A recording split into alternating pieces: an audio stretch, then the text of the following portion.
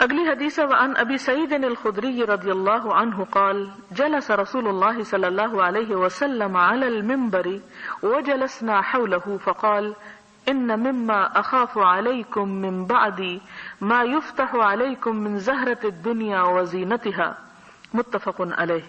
حضرت ابو سعید خدری بیان کرتے ہیں کہ رسول اللہ صلی اللہ علیہ وسلم منبر پر تشریف فرما تھے اور ہم آپ کے گرد بیٹھے تھے۔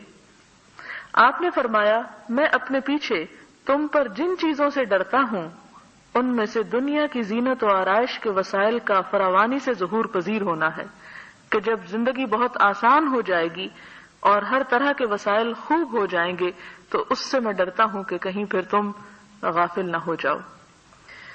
اور اس میں آپ ایک اشارہ اس چیز کی طرف بھی دیکھیں کہ تاریخ کے کسی دور میں مسلمان ہوتے ہوئے اپنے ایمان سے ہاتھ نہیں دھو بیٹھے تھے جو حالت آج ہے، اور وہ کس طرح کہ مغربی سائنسی ترقی کی وجہ سے، طرح طرح کے آلات کی ایجاد کی وجہ سے مسلمانوں کا ایمان ہل چکا ہے، اور وہ اپنے دین پر قائم رہنے کی بجائے ان چیزوں سے اتنے متاثر ہو چکے ہیں کہ وہ سمجھتے ہیں کہ حق انہی کے پاس ہے، خواہ وہ کس بربادی کی طرف ہی کیوں نہ جا رہے ہوں۔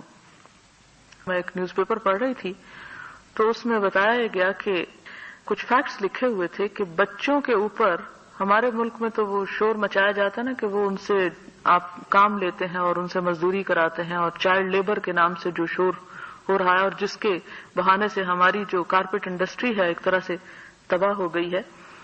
وہ مسائل اپنی جگہ ہیں، بچوں کے ساتھ جو زیادتیاں ہوتی ہیں یا جو کچھ بھی، لیکن وہ بچے جو اپنے گھروں میں بیکار بیٹھے اور پھر بیکار بیٹھ کر جس طرح جرائم کے طریقہ کار سیکھتے ہیں اور پھر اس کے بعد جو خرابیاں ہمارے معاشرے میں پیدا ہوتی ہیں، تو اس سے بہتر ہے کہ وہ کچھ نہ کچھ کام کرتے رہیں تاکہ کم از کم ان کا ذہن جو ہے وہ کسی طرف لگا رہے۔ نہ ہمارے پاس اسکول ہے، نہ ہمارے پاس ایسی جگہ ہیں کہ جہاں ہمارے بچے پڑھ سکیں، اور اگر ان کو ہم گھروں میں بٹھا دیں اور گلیوں میں آوارہ پھرنے کے لیے چھوڑ دیں، جیسا کہ آپ دیکھیں کہ بہت سی کچی بستیوں میں بچے گھروں میں نہیں ہوتے، وہ آپ کو ہر وقت 24 گھنٹے گلیوں بازاروں میں پھرتے ہوئے نظر آئیں گے۔ ظاہر ہے کہ ماں باپ خود مزدوری پر نکلے ہوئے ہیں اور بچے ان اٹینڈڈ جو ہیں وہ جرائم ہی سیکھ رہے ہیں۔ ایسے بچے اگر کسی کام میں لگتے ہیں تو اپنا بھی پیٹ بھرتے ہیں اور گھر والوں کا بھی، لیکن اگر ان کو اس بہانے سے کام سے بھی ہٹا دیا جائے تو ایک طرف یہ ہے کہ وہ معاشرتی طور پر جو معاشرے کے اندر دیگر مسائل ہیں وہ بڑھتے ہیں، اور دوسرا یہ کہ ان کی اخلاقی تربیت پر بھی اثر پڑتا ہے۔ بہرحال یہ ہمارے مسائل ایسے ہیں، لیکن اس کے ساتھ ہی آپ دیکھیں کہ ترقی یافتہ دنیا میں بچے جتنے مظلوم ہیں اتنا مظلوم کوئی بھی نہیں ہے۔ میگزین تھا، اس میں پڑھی تھی کہ ایسے ترقی یافتہ ممالک میں فی ہفتہ 1 کروڑ بچے جنسی تشدد کا نشانہ بنائے جاتے ہیں، اور بعض اوقات 1 کروڑ 20 لاکھ تک ان کی تعداد پہنچتی ہے کہ جن کے اوپر یہ ظلم و ستم ہوتا ہے، اور ان میں سے 90% لڑکیاں ہوتی ہیں، اور یہ اب ایک کاروبار کی شکل اختیار کر گیا ہے۔ تو یہ انسانیت کے درجے سے گری ہوئی بات ہے، یعنی جس میں نہ صرف یہ کہ دوسرے لوگ بلکہ ان کے پیرنٹس تک شریک ہوتے ہیں ان کو اس تشدد کا نشانہ بنانے میں۔ تو یہ سب کچھ، یہ خرابیاں ایسی خرابیاں نہیں ہیں کہ جن سے ہم آنکھیں بند کر لیں اور صرف ہم مغرب کی اس چکا چوند ترقی سے مروب ہو کر اپنے دین ایمان ہر چیز کے بارے میں شک کی نظر سے دیکھیں اور ہر چیز پر ایک کوسچن ریز کریں کہ یہ کیوں فرمایا حضور صلی اللہ علیہ وسلم نے، اور یہ کیوں فرمایا، اور یہ آؤٹ ڈیٹڈ ہے، اور یہ آکورڈ ہے، اور یہ بیکورڈ ہے۔ یہ سب چیزیں کیوں آئیں اور اس دور میں آئیں؟ اس سے پہلے کبھی ایسا نہیں ہوا تھا کہ مسلمان اپنے دین کے بارے میں اس طرح نفرت سے سوال کرے کہ دین میں یہ بات بھلا کیوں ہے، اور اس میں ٹیڑھا پن تلاش کرے۔ جو کچھ تھا اسے ایکسپٹ کیا جاتا تھا، اگر کسی کو سمجھ آئی تو ٹھیک، اور اگر نہیں آئی تو بھی احترام سے خاموشی اختیار کر لی جاتی تھی۔ لیکن آج کا دور ایمان کے اعتبار سے ہلا دینے والا دور ہے، جس کی طرف آپ نے فرمایا کہ میں تم سے جن چیزوں سے ڈر رہا ہوں تمہارے بارے میں، ان میں سے دنیا کی زینت و آرائش کے وسائل کا فراوانی سے ظہور پذیر ہونا ہے۔ یعنی ظاہر ہے کہ اسی ترقی کی طرف اشارہ ہے کہ جب ہر طرح کے وسائل خوب عام ہو جائیں گے، ٹرانسپورٹ کے وسائل، دوسرے کاموں کے کرنے کے وسائل، اور اس میں پھر ایک اور بھی چیز یہ ہوتی ہے کہ جب جسمانی طور پر انسان زیادہ کام کرتا ہے تو اس کا دماغ کم خرابیوں کی آماجگاہ ہوتا ہے. لیکن جب سب کام مشینیں کر رہی ہوں اور انسان ہاتھ پہ ہاتھ دھر کے بیٹھا ہو تو دماغ ایک تو ڈپریشن کا شکار زیادہ ہوگا، اور دوسرا یہ ہے کہ پھر وہ شیطان اسے وسوسے دلائے گا اس کے دین، اس کے ایمان اور اس کی ہر چیز کے بارے میں، جس کا نتیجہ یہ ہوگا کہ جو آج ہمارے ساتھ ہوا کہ ہمارے اپنے بچے اور ہمارے اپنے مسلمان جو ہیں وہ خدا کے بارے میں، رسول کے بارے میں، آخرت کے بارے میں شک کا شکار ہیں. کس لیے یہ سب کچھ پیدا ہوا؟ یہ حضور صلی اللہ علیہ وسلم کی ایک طرح سے وہ پیشن گوئی ہے جو انہوں نے 1400 سال پہلے ہمیں الارم دے دیا تھا کہ ایسا ہوگا، لہذا بچ کے رہنا، حفاظت کرنا. اگلی حدیث ہے وعنہ ان رسول اللہ صلی اللہ علیہ وسلم قال ان الدنیا حلوۃ خضرۃ وان اللہ تعالی مستخلفکم فیہا فینظر کیف تعملون فاتقوا الدنیا واتقوا النساء. رواہ مسلم. حضرت ابو سعید خدری بیان کرتے ہیں کہ رسول اللہ صلی اللہ علیہ وسلم نے فرمایا کہ دنیا میٹھی اور سرسبز ہے اور اللہ تعالیٰ تم کو دنیا میں خلیفہ بنانے والا ہے تاکہ وہ دیکھے تم کیسے کام کرتے ہو، پس دنیا سے بچاؤ اختیار کرو اور عورتوں سے بچو. کیونکہ آپ صلی اللہ علیہ وسلم نے ایک اور حدیث میں فرمایا کہ میں نے اپنے بعد مردوں کے لیے عورتوں سے بڑھ کر کوئی فتنہ نہیں دیکھا، کہ سب سے زیادہ ایک فتنہ جو ایک مرد کے لیے ہو سکتا ہے وہ ایک عورت کا. یہی وجہ ہے کہ عورت کے اوپر جو حجاب کی اور دوسری پابندیاں عائد کی گئیں تاکہ اس کی زیب و زینت جو ہے اس کے گھر تک محدود رہے اور معاشرہ اس کی لپیٹ میں نہ آئے. یہاں یہ نہیں کہ اور نعوذ باللہ عورت کی کوئی مکاری یا چال یا کسی اور برائی سے اس کو دیکھا جا رہا ہے. اس سے مراد صرف یہ ہے کہ وہ زیب و زینت اور وہ نزاکت اور وہ حسن جو اللہ تعالیٰ نے عورت کا ایک خزانے کے طور پر دیا ہے، اس کا جب استعمال غلط ہوگا تو پھر فتنے زیادہ پھیلیں گے، لہذا اس سے وارن کیا جا رہا ہے. اور پھر فرمایا کہ دنیا میٹھی اور سرسبز ہے. آپ دیکھیں کہ دنیا میں کسی انسان کو جتنی بھی تکلیفیں ہوں، بہت کم لوگ ایسے ہوتے ہیں جو سوچتے ہیں کہ اب دنیا سے ودرا کر لینا چاہیے اور ہمیں دنیا چھوڑ کے کہیں اور چلے جانا چاہیے. جتنی بھی آزمائشیں آئیں، فتنے، مصیبتیں، تکلیفیں، جو کچھ بھی گزرتا رہے، اس کے باوجود دنیا سے نہیں دل بھرتا اس کا، بلکہ جو جو عمر بڑھتی چلی جاتی ہے دنیا میں دل زیادہ لگتا چلا جاتا ہے. تو اس کی طرف اشارہ کیا گیا کہ میں تمہیں دنیا میں خلیفہ بنانے والا ہوں. خلیفہ سے مراد یہ کہ دنیا تمہارے حوالے کرنے والا ہوں تاکہ تم سے دیکھے کہ تم کیا کام کرتے ہو، کیسا طرز عمل اختیار کرتے ہو، کیسے اعمال کرتے ہو. بس دنیا سے بچاؤ اختیار کرو، یعنی بچ کے رہنا. فاتقوا الدنیا، دنیا کا سے تقوی کرنا. جیسا کہ تقوی کا مفہوم حضرت کعب نے حضرت عمر کو واضح کیا تھا جب انہوں نے پوچھا کہ تقوی کیا ہے تو انہوں نے کہا کیا تم کسی خاردار جنگل سے گزرے ہو؟ تو انہوں نے کہا کہ ہاں گزرا ہوں. کہا کیسے گزرے؟ کہا کہ اپنا دامن بچاتے بچاتے کہ کسی چیز میں الجھ کر میرا دامن پھٹ نہ جائے، یعنی اپنی حفاظت کرتے گزرا. آپ نے فرمایا یہی تقوی ہے کہ تم دنیا کے خاردار جنگل میں جہاں قدم قدم پہ آزمائشیں ہیں اپنے دامن کو اس طرح سمیٹ بچا کے گزرو کہ کوئی چیز تمہارے دامن کو تار تار نہ کرے. اگلی حدیث ہے وعن انس رضی اللہ عنہ ان النبی صلی اللہ علیہ وسلم قال اللہم لا عیش الا عیش الآخرہ متفق علیہ. حضرت انس بیان کرتے ہیں کہ رسول اللہ صلی اللہ علیہ وسلم نے فرمایا اے اللہ زندگی تو بس آخرت کی زندگی ہے. یہاں پر لفظ عیش استعمال ہوا ہے جو ہم دوسرے معنوں میں استعمال کرتے ہیں عیش و عشرت کے معنی میں، جبکہ عربی زبان میں عیش زندگی کے معنوں میں استعمال ہوتا ہے اور معیشت وہ چیز جس پر زندگی کا انحصار ہوتا ہے. کہا کہ اے اللہ زندگی تو آخرت ہی کی زندگی ہے اور دنیا کی زندگی کی تو کوئی حیثیت اور حقیقت نہیں. اور بات بھی بالکل درست ہے، اس لیے کہ قرآن پاک میں بار بار فرمایا گیا کہ جب وہ آخرت میں پہنچیں گے اور پوچھیں گے کہ کتنے دن دنیا میں رہ کے آئے، قال کم لبستم فی الارض عدد سنین قالوا لبسنا یوما او بعد یوم فاسأل العادین. جب پوچھے گا اللہ تعالیٰ دنیا میں کتنے سال ٹھہرے، اللہ تعالیٰ کا سوال دیکھیں کتنے سال ٹھہرے، کیونکہ ہم تو سالوں میں گنتے ہیں نا اپنی زندگی، مہینوں میں کوئی نہیں گنتا، دنوں میں نہیں گنتے، سالوں میں گنتے. کتنے سال ٹھہرے؟ تو وہاں انسان جب پہنچے گا تو کہے گا کہ لبسنا یومن او بعد یومن، ایک دن یا دن کا بھی کچھ حصہ. فاسأل العادین، گننے والوں سے آپ پوچھ لیجئے. اور بھی یہی کہیں گے کہ ہم دن کا ایک حصہ ہی ٹھہر کے آئے. ایک اور جگہ پر آتا ہے عشیۃ او ضحاہا، شام کا ایک پہر یا صبح کا ایک پہر، اس سے زیادہ دنیا میں ہم نہیں رہے. پھر یہاں پر فرمایا کہ حضور صلی اللہ علیہ وسلم فرمایا کہ آخرت کی زندگی، اور آخرت کی زندگی اس لیے بھی ظاہر ہے کہ دنیا کی زندگی جتنی بھی طویل ہو آخر ختم ہونے والی، اور آخرت کی زندگی کبھی بھی ختم ہونے والی نہیں، اس لیے کوئی تناسب ہے ہی نہیں۔ وعنہ عن رسول اللہ صلی اللہ علیہ وسلم قال یتبع المیت ثلاثۃ اہلہ ومالہ وعملہ فیرجع اثنان ویبقى واحد یرجع اہلہ ومالہ ویبقى عملہ، متفق علیہ۔ حضرت انس بن مالک رسول اللہ صلی اللہ علیہ وسلم سے روایت کرتے ہیں، آپ نے فرمایا میت کے پیچھے 3 چیزیں جاتی ہیں، اس کا اہل و عیال اور اس کا مال اور اعمال۔ اس کے اہل و عیال اور مال واپس آ جاتے ہیں اور اعمال اس کے ساتھ رہتے ہیں۔ مال کون سا ہوتا ہے جو میت کے ساتھ جاتا ہے؟ یہ غلاموں کی طرف اشارہ ہے، غلام بھی انسان کا مال شمار ہوتے ہیں، یعنی وہ جب ساتھ جاتے ہیں تو دراصل مال جاتا ہے لیکن وہ بھی پھر واپس آ جاتے ہیں۔ ظاہر ہے کہ اور سونا چاندی کے ڈھیر تو کوئی اٹھا کے قبرستان نہیں لے جاتا۔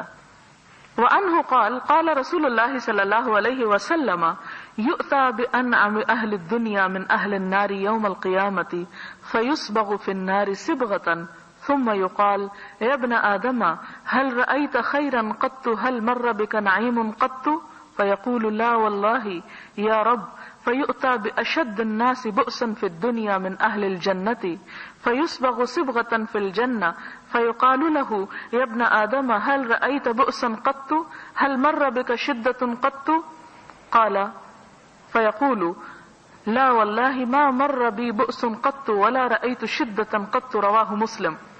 حضرت انس بن مالک بیان کرتے ہیں کہ رسول اللہ صلی اللہ علیہ وسلم نے فرمایا کہ قیامت کے دن دوزخیوں میں سے ایک ایسے آدمی کو لایا جائے گا جو دنیا والوں میں سب سے زیادہ ناز و نعمت میں پلا تھا۔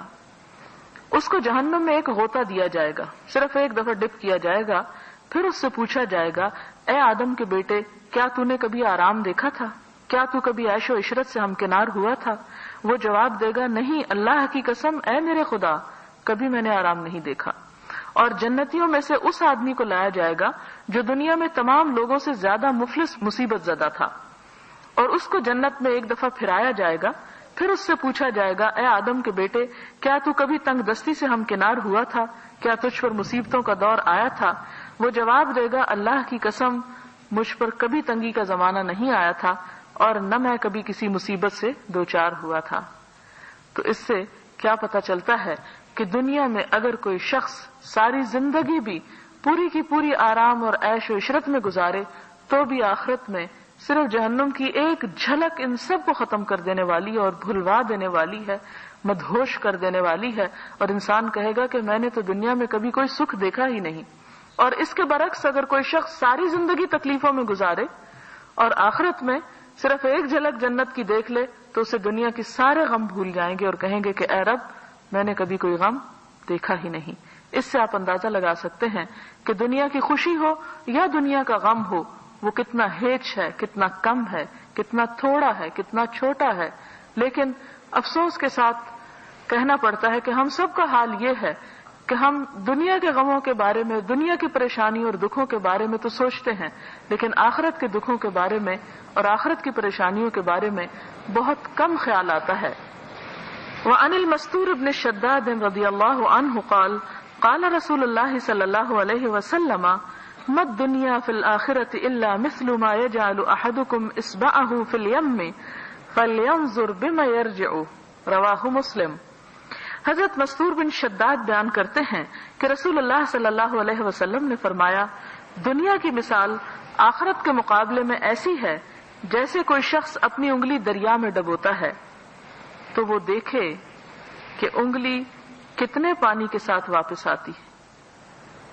یعنی اگر کسی شخص کے سامنے ایک دریا ہو ٹھاٹھے مارتا یا سمندر ہو اور اس میں اپنی انگلی ڈبو کے نکال لے اور پھر دیکھے کہ انگلی کے ساتھ کتنا پانی ہے اور دریا میں کتنا پانی ہے، بالکل یہی حال ہے کہ دنیا میں جو کچھ انسان کے پاس ہے خواہ وہ ساری کی ساری زندگی اس کے پاس سب کچھ ہے جو وہ چاہتا ہے، پھر بھی آخرت کے مقابلے میں اتنا تھوڑا ہے جیسے انگلی کے ساتھ لگا ہوا پانی۔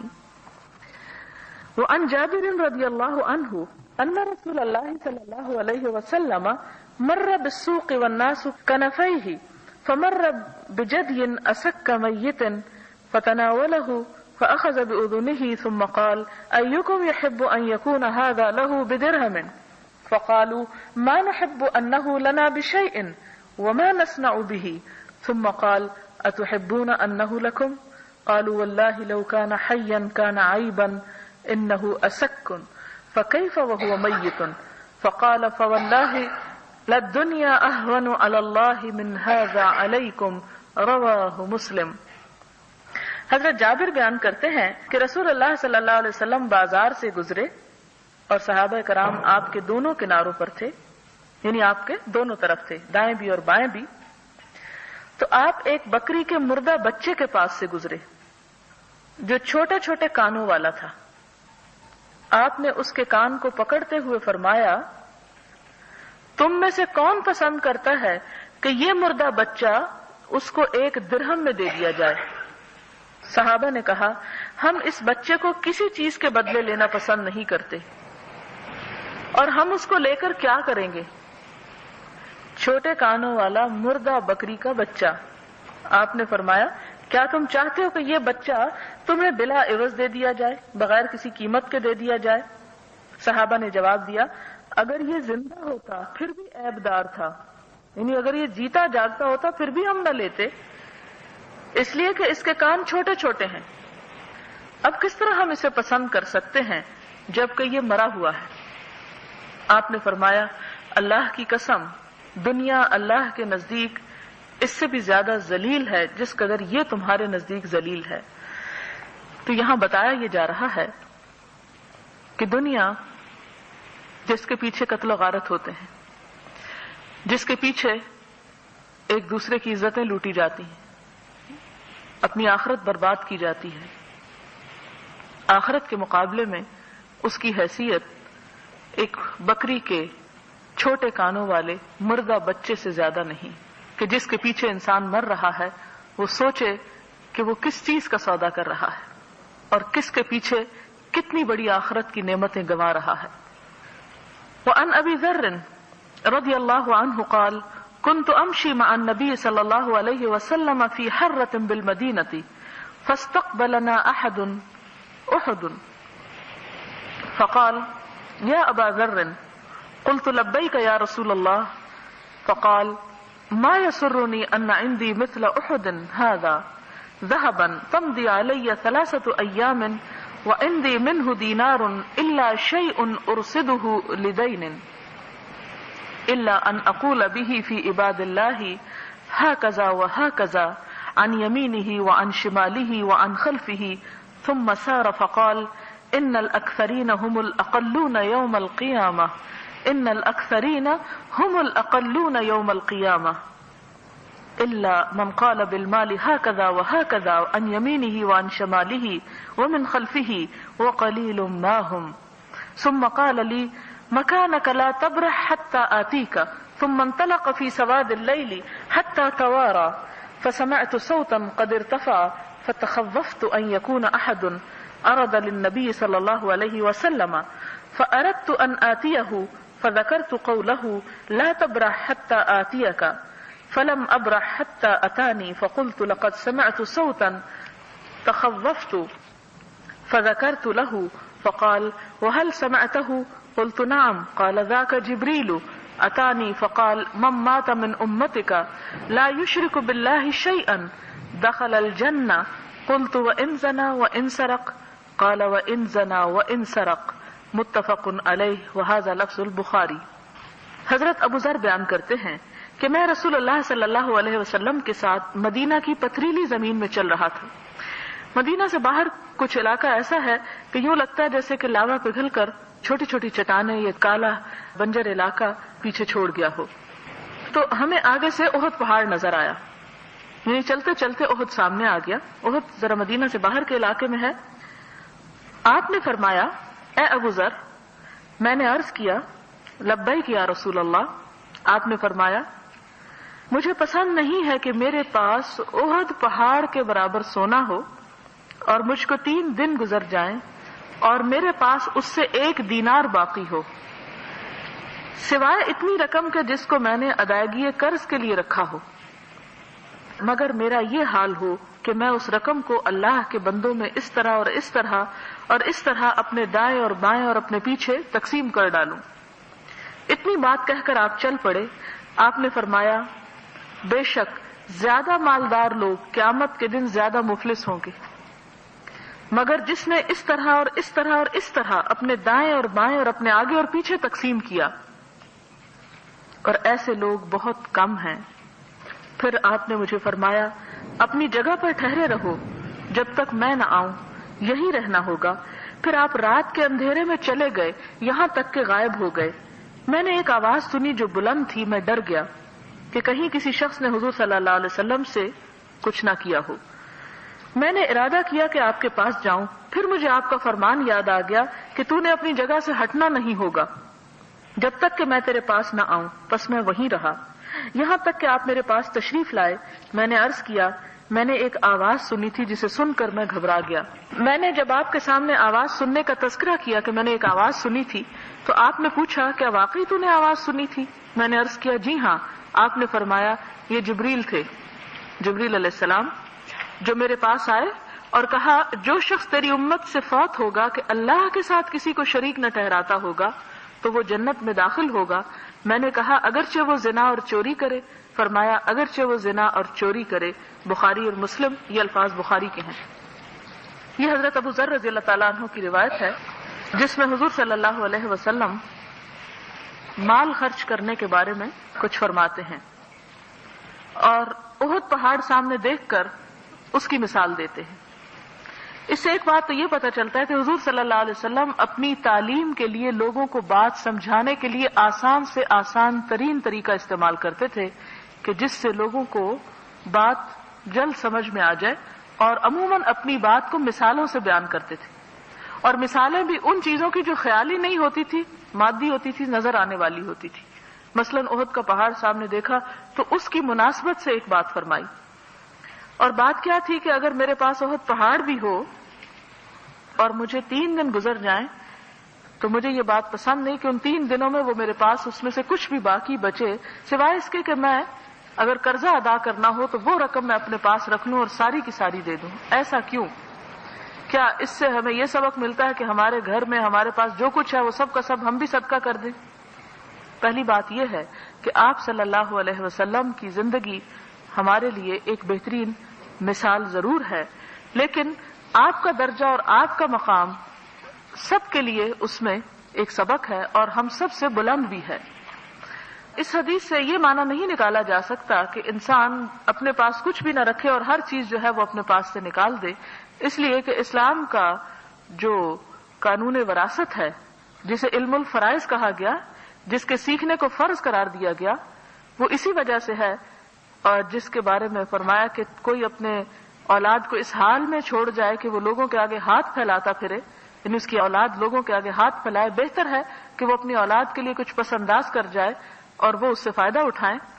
تو یہ اس سے مراد نہیں، مراد اس سے یہ ہے کہ آپ صلی اللہ علیہ وسلم کا اپنا مزاج اور آپ کی اپنی جو شوق تھا، جو نیکیوں میں بڑھنے کی آپ کی خوبی تھی، یا آپ کا جو جس طرح کہ اللہ تعالیٰ قرآن پاک میں فرماتے فَفِرُّوا إِلَى اللَّهِ کہ اللہ کی طرف دوڑو، وہ جو آپ کی دوڑ تھی اس میں کوئی آپ کے شریک ہو نہیں سکتا، اور اس میں آپ نے ایسی مثالیں قائم کر کے دیں کہ جس میں کوئی شخص اس تک پہنچنا چاہے تو پہنچ سکتا ہے، لیکن اس کے ساتھ ہی دوسری احادیث کو جب سامنے رکھا جائے تو وہ مفہوم ہمارے سامنے آتا ہے جس پر دراصل ہمیں عمل کرنا ہے۔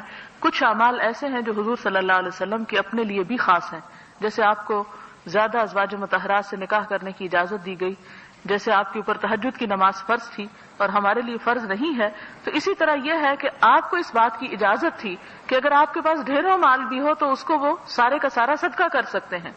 ہمارے لیے کیا حکم ہے کہ اس میں سے صرف 1/3 صدقہ کر سکتے ہیں، کیونکہ جب آپ سے ایک صحابی نے حضرت جابر نے پوچھا کہ وہ بیمار بہت ہو چکے ہیں اور یوں محسوس ہوتا ہے کہ موت قریب آ چکی ہے اور بچے ان کے نہیں ہیں کہ جن کے لیے چھوڑیں، تو انہوں نے کہا کہ میں کیا اپنا سارا مال صدقہ کر دوں؟ تو آپ نے ان سے فرمایا کہ نہیں تم کر سکتے ہو۔ انہوں نے پھر پوچھا آدھا؟ آپ نے فرمایا نہیں آدھا بھی۔ پھر انہوں نے پوچھا اچھا تیسرا حصہ؟ تو آپ نے فرمایا والثلث کثیر کہ تیسرا بھی بہت ہے، یعنی وہ بھی بہت زیادہ ہے۔ تو وہ آپ کا حکم ہے اور ایک آپ کا طرز عمل ہے۔ جب کوئی کام آپ کا طرز عمل ہو ایک طرف اور ایک طرف آپ کا قول ہو اور ان دو چیزوں میں بظاہر کنٹراڈکشن نظر آ رہی ہو تو اس میں آپ کا قول لیا جاتا ہے، کیونکہ ہمارے لیے آپ کا حکم ہے اور آپ کا طرز عمل جو ہے وہ بعض اوقات آپ کی اپنی ذات کے لیے خاص ہوتا تھا۔ لہذا یہاں پر آپ نے فرمایا کہ میں تو اپنے لیے یہ چاہوں گا کہ اگر میرے پاس احد کے پہاڑ برابر بھی سونا ہو تو 3 دن سے پہلے اسے صدقہ کر دوں۔ اور دراصل یہ کہہ کر آپ نے لوگوں کو شوق دلایا اس کام کی طرف کہ وہ بھی کثرت کے ساتھ اللہ کی راہ میں خرچ کریں۔ پھر اس کے بعد آپ نے فرمایا، اور یہ جملہ بہت زبردست ہے، کہ بے شک زیادہ مالدار لوگ قیامت کے دن زیادہ مفلس ہوں گے، تاکہ دنیا میں انسان کسی کا زیادہ مال دیکھ کر اس پہ نہ ریجھے یا اس پر حسرت نہ کرے کہ اللہ نے ہمیں تو کچھ دیا ہی نہیں اور ہم سے تو خدا ناراض ہے، یا ناشکری کے جذبات اس کو پیدا نہ ہوں۔ پھر آپ نے فرمایا مگر وہ مفلس نہیں ہوں گے قیامت کے دن، ان کے بیلنس میں بہت کچھ ہوگا جس نے اس طرح اور اس طرح اور اس طرح، یعنی آپ نے اشارہ کیا اس طرح اور اس طرح اور اس طرح خرچ کیا، یعنی دائیں بھی دیا اور بائیں بھی دیا اور آگے بھی دیا، اور ایسے لوگ بہت کم ہیں۔ اور انسان کا دینا دراصل اس کے پاس سے جاتا نہیں، وہ فوراً جمع ہو جاتا ہے، یعنی ایک ذرہ برابر چیز بھی جو انسان اپنے ہاتھ سے نکالتا ہے وہ نکلتی نہیں، بلکہ وہ اللہ کے پاس جمع ہو جاتی۔ جس کو انسان آج خرچ اگر نہیں کر پا رہا یا نہیں کر رہا تو وہ دراصل کیا کرے گا، کل اللہ کے پاس جا کر اس کو استعمال کرے گا، اسے حاصل کرے گا، اور وہاں وہ اس کے کام آئے گی جب انسان سب سے زیادہ محتاج ہوگا۔ پھر آپ نے فرمایا ابو ذر یہیں ٹھہرو، میں ابھی آتا ہوں۔ وہ ابو ذر ٹھہر گئے، رات کا اندھیرا ہو گیا، یہاں تک کہ آپ نظر بھی نہیں آ رہے تھے، اور اتنے میں حضرت ابو ذر تنہا بھی تھے اور مدینہ کے باہر کا علاقہ بھی تھا۔ انہوں نے ایک زور کی آواز سنی تو ڈر گئے، اور انہیں خیال آیا کہ کہیں ایسا تو نہیں کہ حضور صلی اللہ علیہ وسلم کے ساتھ کسی نے کوئی زیادتی کی ہو۔ تو اس پر انہوں نے ارادہ کیا کہ میں یہاں سے جاؤں اور دیکھوں، آپ کو ڈھونڈوں، لیکن پھر خیال آیا کہ نہیں، آپ نے مجھ سے وعدہ لیا تھا کہ تم نے یہاں سے ہلنا نہیں۔ یہ سوچ کے وہ اپنی جگہ پہ کھڑے رہے، جب تک کہ میں تیرے پاس واپس نہ آؤں، لہٰذا میں وہیں رہا یہاں تک کہ آپ میرے پاس تشریف لائے۔ میں نے عرض کیا میں نے ایک آواز سنی تھی جسے سن کر میں گھبرا گیا تھا۔ جب آپ کے سامنے آواز سننے کا تذکرہ کیا تو آپ نے فرمایا کہ واقعی تم نے سنی؟ میں نے عرض کیا جی ہاں۔ تو آپ نے فرمایا یہ جبریل علیہ السلام تھے جن کی یہ آواز تھی، جو میرے پاس آئے اور انہوں نے مجھے ایک پیغام دیا، اور پیغام کیا تھا؟ جو تمہاری امت میں سے ایسا شخص ہوگا کہ شرک نہ کرے وہ جنت میں جائے گا، خواہ وہ اس سے بڑے کبیرہ گناہ کیوں نہ سرزد ہوں۔ یہ حدیث کا آخری حصہ سمجھنے کے لائق ہے۔ اس میں پہلی بات یہ ہے کہ جو شخص شرک نہ کرے، لہذا یہ جاننا نہایت ضروری ہے کہ شرک کس کس چیز میں ہوتا ہے، اور شرک کے کیا کیا انداز ہیں، اور کیسے کیسے شرک ہیں کہ جو انسان کے لیے سخت نقصان دہ ہیں۔ دوسری بات یہ، اگرچہ وہ کبیرہ گناہ کرے تو اس کا مطلب یہ ہے کہ کبیرہ گناہ کرنے کے بعد اگر انسان معافی مانگ لے تو اس کی معافی ہو جاتی ہے، یعنی اللہ تعالیٰ ہر گناہ کو معاف کر سکتے ہیں۔ کسی گناہ کے کرنے یا ہو جانے کے بعد انسان مایوس نہ ہو اور یہ نہ سوچے کہ اب تو ایک گناہ کر چکا، اب بخشش تو ہونی نہیں، 10 اور بھی کر لو۔ یہ مایوسی شیطان ڈالتا ہے پھر انسان سے غلط کام کروانے کے لیے۔ لہذا فرمایا کہ اگرچہ وہ بڑے گناہ کرے، اس سے یہ پتہ نہیں چلتا کہ انسان کہے کہ میں شرک تو نہیں کرتا لیکن جھوٹ چوری اور یہ سب کام جو ہے وہ میرے لیے جائز ہو گئے ہیں۔ ان کاموں پہ ترغیب نہیں دی جا رہی، بتایا یہ جا رہا ہے کہ اللہ تعالیٰ نہایت شفیق اور رحیم ہے، وہ ہر گناہ معاف کر سکتے ہیں بشرطے کہ انسان شرک نہ کرتا ہو۔ یعنی شرک کا گناہ ایسا ہے کہ جب تک انسان اس سے باز آ کر اس سے بالکل دور نہیں ہو جاتا وہ اس سے معاف نہیں ہوتا۔ اور شرک دراصل ہے کیا کہ اللہ تعالیٰ کی ذات، اس کی صفات، اس کے حقوق، اس کے اختیارات میں کسی اور کو اس قابل نہ سمجھنا اور کسی اور کے اندر وہ طاقت نہ رکھنا جو اللہ تعالیٰ کے اندر موجود ہے۔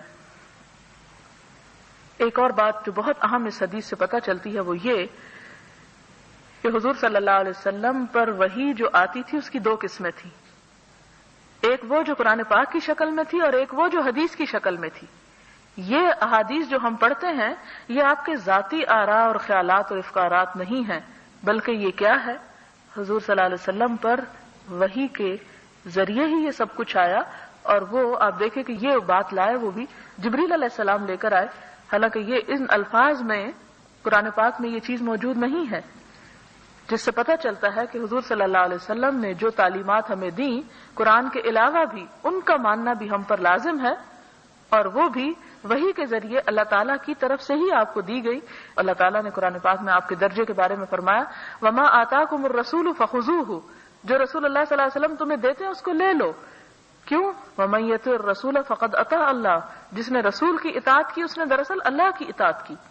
لہذا یہ نہ ہو، آپ صلی اللہ علیہ وسلم نے 1400 سال پہلے ہمیں آگاہ کیا اور ہمیں بتایا کہ ایسا نہ ہو کہ میں دیکھوں کہ ایک شخص تم میں سے پیٹ بھرے ہوئے آرام دہ بستر پر ٹیک لگا کے بیٹھا ہے اور کہتا ہے کہ ہم تو صرف وہی مانیں گے جو اللہ کی کتاب میں ہے اور اس کے علاوہ ہم کسی چیز کو نہیں مانتے.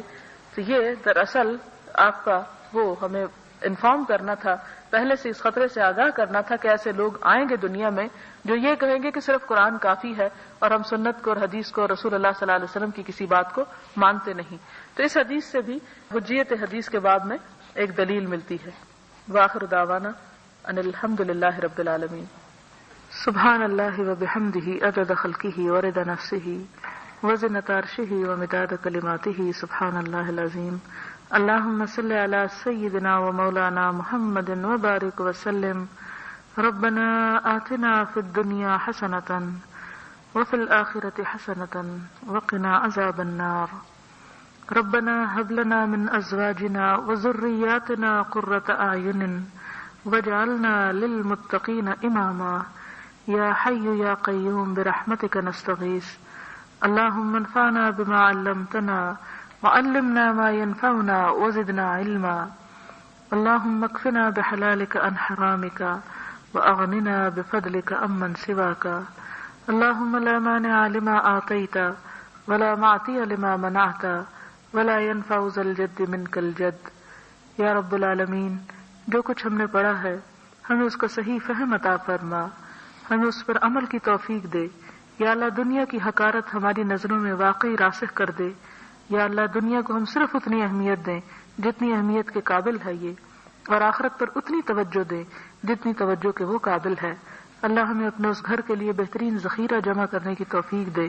یا اللہ تو ہمارے دلوں کے بخل کو دور کر دے، ہم سے نیکی اور خیر اور بھلائی کے کام دے.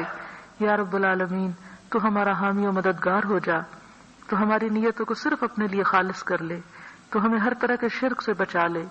یا رب العالمین تو اپنا پسندیدہ بندہ بنا لے، تو ہم سے وہ کام لے لے جس سے تو ہم سے راضی ہو جائے. یا اللہ تو دنیا اور آخرت دونوں میں سرخرو کر دینا. ربنا تقبل منا انک انت السمیع الدعاء وتب علینا انک انت التواب الرحیم.